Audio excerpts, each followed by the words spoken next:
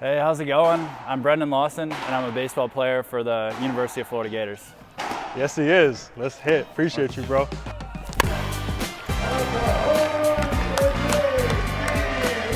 Let's go. Left turns only, baby. Footwork doesn't take that much effort.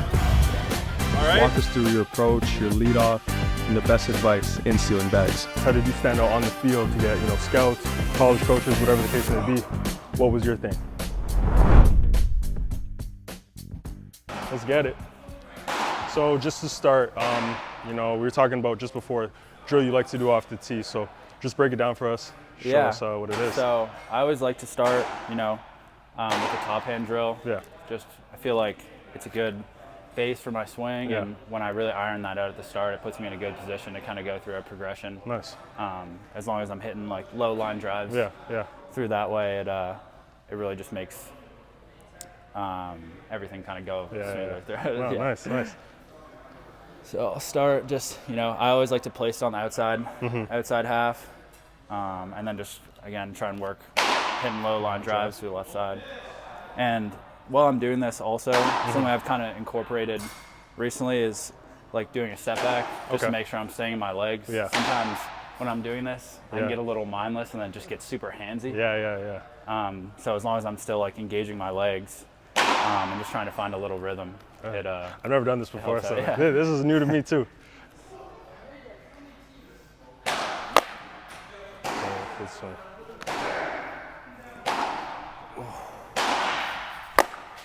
And I like the little like I know you say step back, but even the rhythm you have, just to keep everything going, like that's clutch. Because sometimes even me, like I'll get stuck. Like, I'll be hitting and I'll be like frozen, no rhythm, and then everything just stops. So even that, like. Oh, that's good. I don't know. I feel like it just puts me in a good place. Sometimes even when I'm doing flips, I just get kind of like reactionary, and I'm just like super stiff. So if I can just kind of iron that out right at the start, it's like it's helped me a lot. Yeah.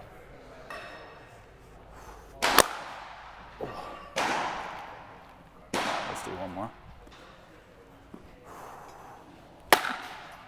Nice. All right, let me try that. Here you go. I'm gonna put it out here. Yeah. Top hand, right? Yeah. A little bit of bounce to it. Yeah. Bounce with it, rock. Oh. You can use this if you want. Yeah, this is Short bat, yeah. Thing's heavy. Oh yeah, that feels good.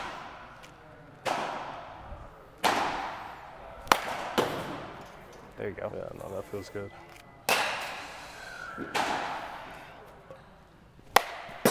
One more.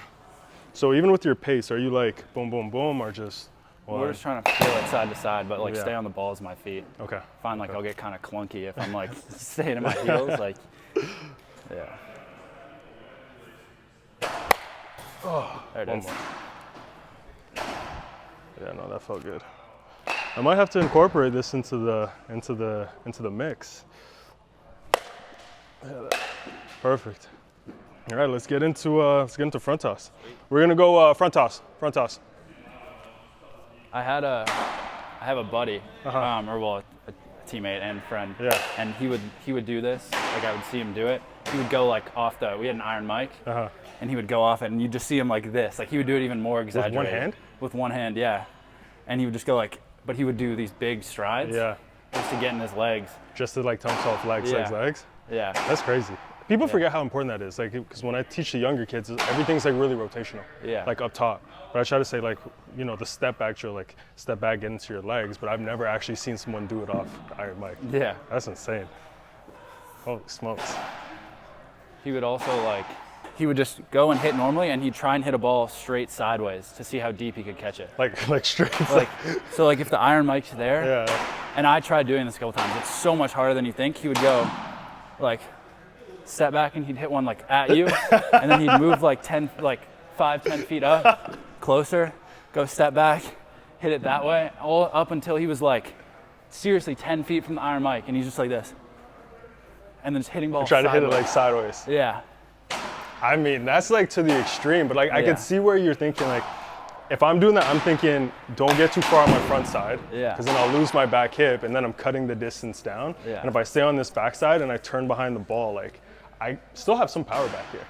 But to hit it straight sideways, like that's, bro, that's a skill. Yeah. Like that's no, it was impressive. Holy smokes. What's his name? Colby Shelton. Colby Shelton. Yo, Colby, shout out to you, bro. Shout out to you. All right, so I know you like to do some other drills, right? So off the tees, the top hand, and then what else do you like to do? So kind of when I'm getting into flips, again, just trying to set myself up to go into the machine. I like to say with the same thing, like step back to start, really just feel getting into the ground and staying in my legs while still staying tall. And then I like to go into like a hover drill just to kind of control my forward move. I like to take a lot of time in between too. Yeah. Someone asked me the other day like about how many swings I take, like 6. If I take like 6 or 7, I was like, bro, I take 3 to 5 swings. Really? Every time. Yeah, and it's more like focused on, like, how should I say it? You're focused on like one thing at a time and like direct focus locked in. Once you get that, you're good. Yeah, okay. I mean, I think I can only maintain my focus for so many swings. Yeah, yeah. And you know, after that, I think you kind of fall into a rhythm. Yeah, Which when you're in the box, like there's no rhythm. Like you're not seeing, you don't get 5 swings, then you're like, all right, I'm gonna take the last one off the pitcher. So I think like if I can really hyper focus for those 3 to 5 swings, like that's all I really need. That's interesting. Yeah. Yeah, no, that's good. 3 to 5 swings. That's what I'm doing now. 3 to 5. I swear.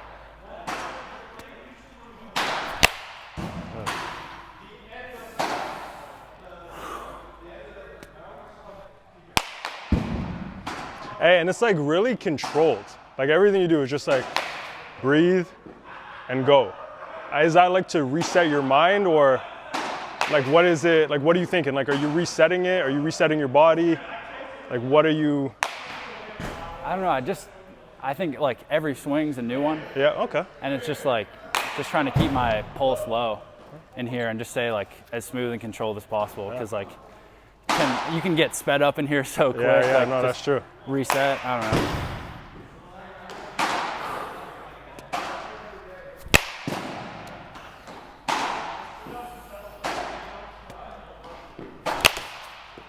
I'll take one more here.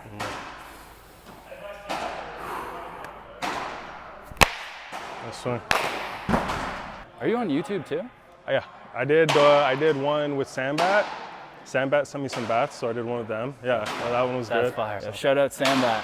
Shout out Sambat, bro. Hook me up with a deal. I'm down. Shit, if you put up 10 pumps and hit over 300 again, bro, they will. 100%. Sambat, this is your guy right here. This is your guy right here. Come on. Want some Canadian lumber. Yeah, exactly.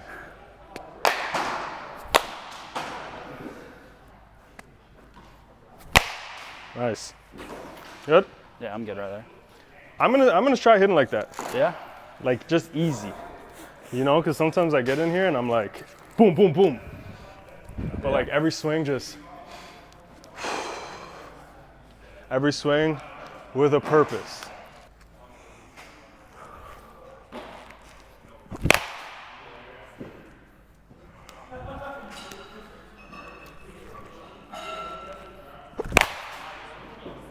There you go. One more.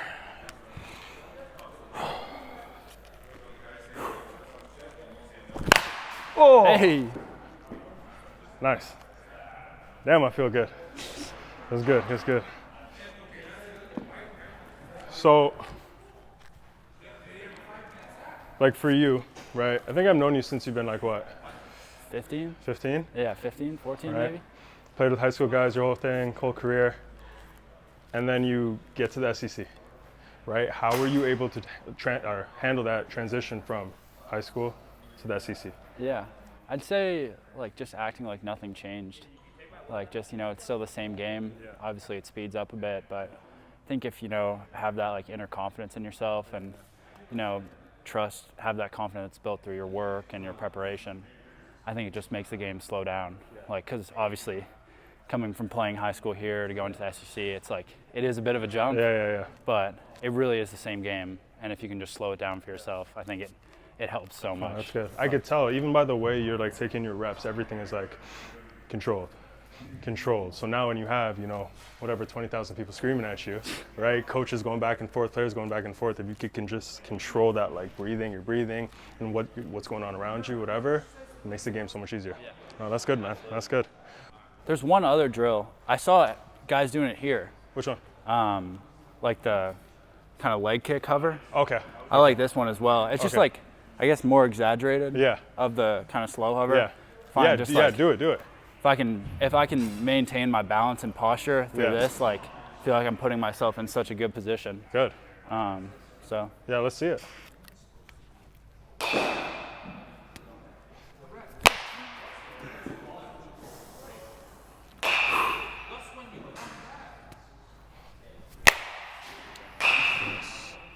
Oh, I started meditating this year. Really? Yeah. Like, okay, when meditating, do you mean like you are like legs crossed meditating? Well, I mean, I think you can meditate in different ways. Like, it could be just sitting down outside listening to music, just taking like 10 minutes of the day, and just sitting and just kind of recounting your day, or just like sitting in your own thoughts, because like life can get so sped up, especially when you're playing baseball. I started doing it in summer ball last year after I had a coach at P27 who was really into that, and he kind of helped me a lot with it. And just learning on like controlling your breathing and kind of controlling your thoughts as well, and just trying to come back to the present moment all the time. And so I tried it. I had my first game in summer ball, and it was the first time I'd played in front of like 7,000 people, and I was like, holy, like this is a lot. And I was like, I just need to find a way to slow myself down. So 5 minutes before every game, I would go in the front office. I would go out of the locker room 5 minutes before we took the field, and I would sit in their press room on the floor with my headphones on, and just trying to slow my heart rate down by controlling my breathing. And as soon as I would get out on the field, it was like I felt like I was just so chill. And it's not even baseball related. It's just life. Yeah. Like you just slow down everything. Man, that's a skill. Like that is an actual skill to do. I think I tried that maybe my second year of pro ball, and it was tough. Like I wasn't able to slow down my thoughts. Yeah. Like I would think of one thing and then something else and then something else. So the fact that you're able to do that and now you continue to do it, it's just like a reflection of how your year went, right? It was just everything was just so under control, and everything was in your control, and you never looked sped up. Yeah. I mean, it's the same like pro ball. At the start of the year, we're playing 5 games a week. Yeah.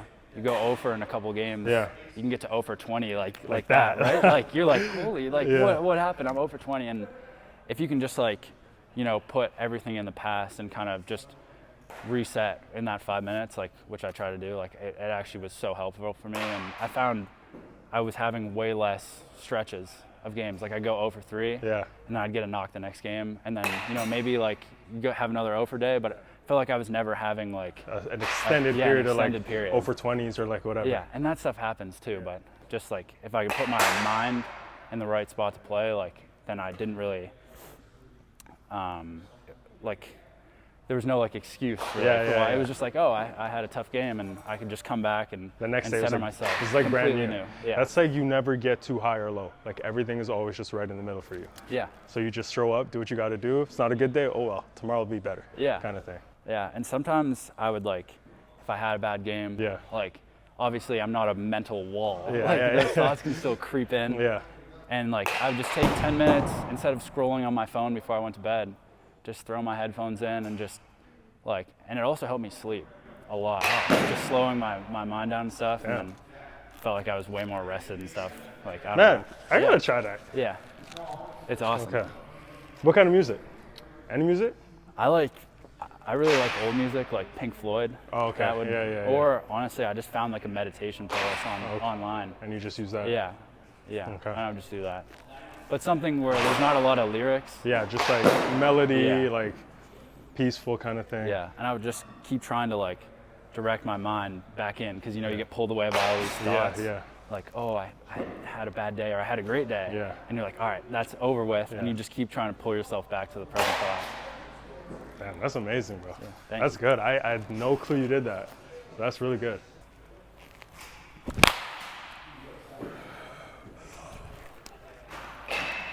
Oh. Yeah. Yeah. Yeah, baby. He's like that. 2.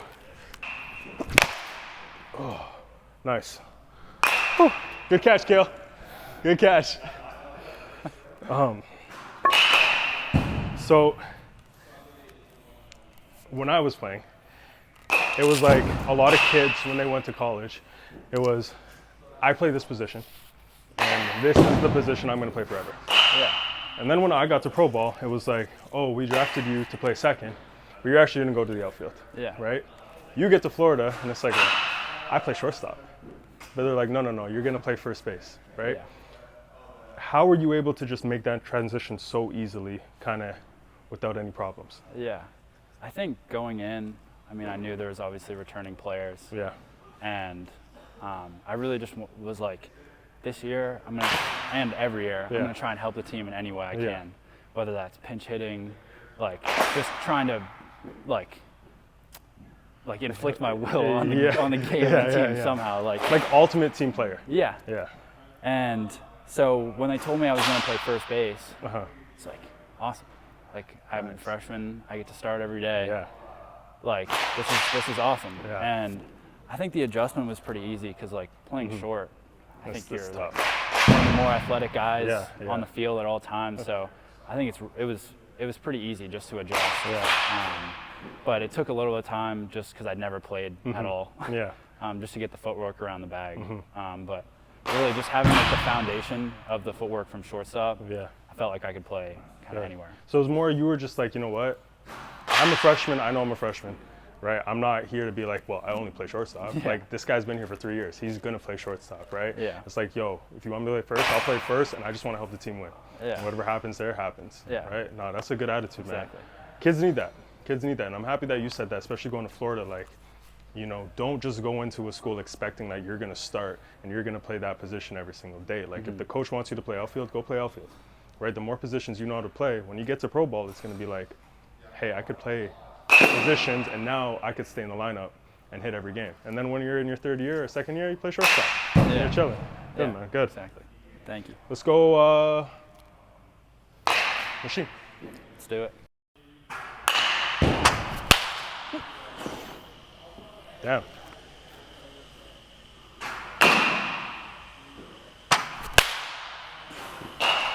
Good swing. One more. Good swing.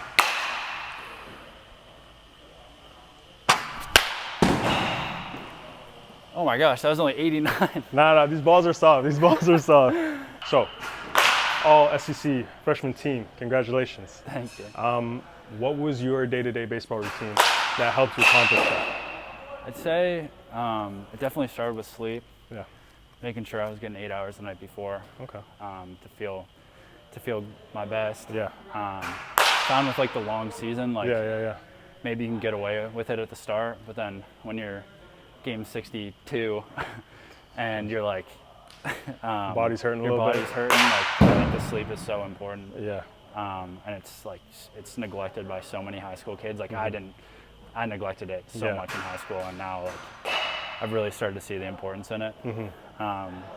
And then, you know, whenever I get to that 8 hours, making sure I get like a meal full of whole foods with some carbs, usually eggs, try steak, and then like just a mixed plate. Yeah.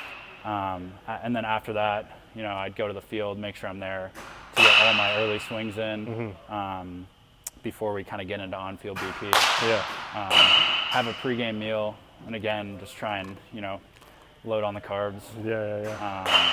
And just like stay whole and balanced to make sure I'm not like crashing or anything. No like processed sugars or any. That's so it's like very like you are very conscious of what is going in your body and like every single thing you do.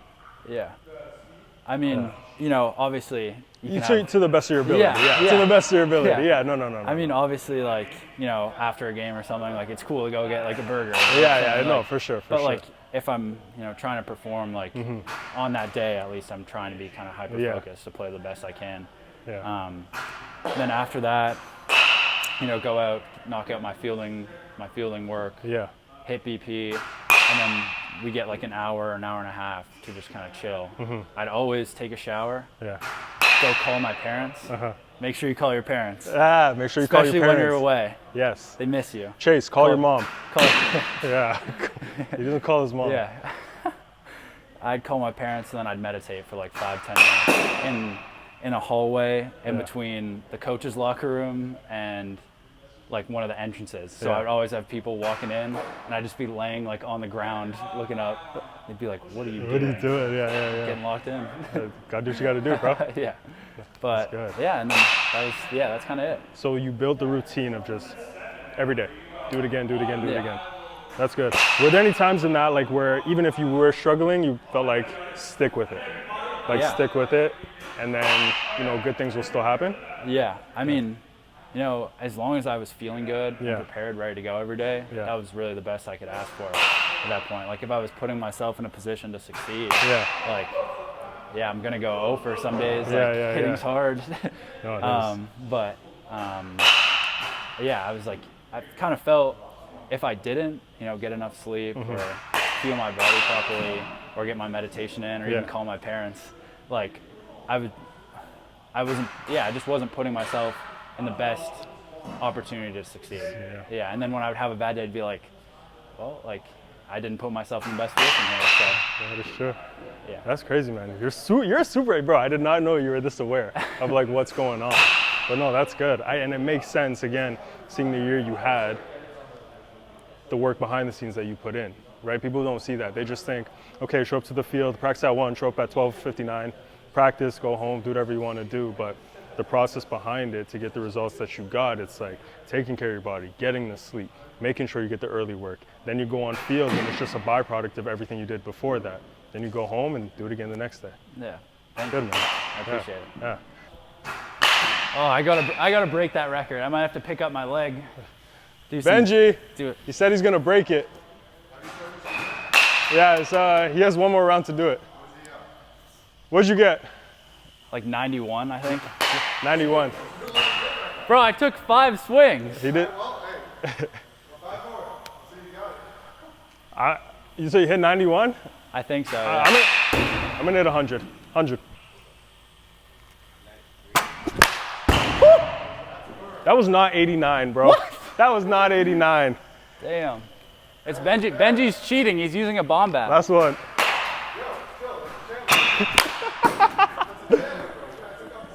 A Chandler? It's BB Core certified. That was 92 though. All right. Got to bear down here. Down, bear down? Yeah. Can't be losing to Benji. If you lose to him, I know. he'll remind you every single day. He will. Maybe? 91. 90? 94? 91. Oh, one more. You gotta use the bomb bat, that's why. Should I? Nah. He said, nah, I'm not a cheater.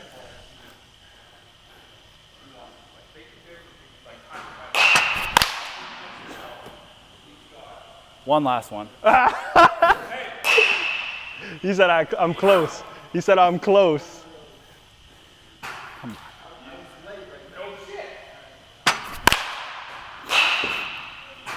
It's all right. I'll take the good swing. Take good swings? All right. Woo! Good swing. What was that? 90. Damn.